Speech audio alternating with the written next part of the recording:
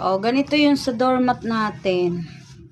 O, 1, 2, 3, 4. O, bali, ano po ito?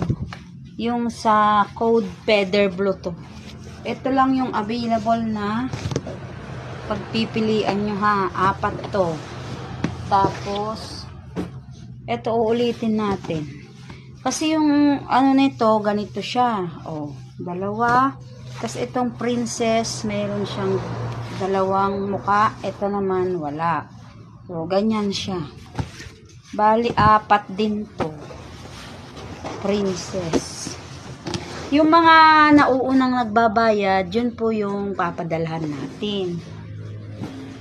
Tapos ito, yung kulay, yan, ganyang kulay, stripe,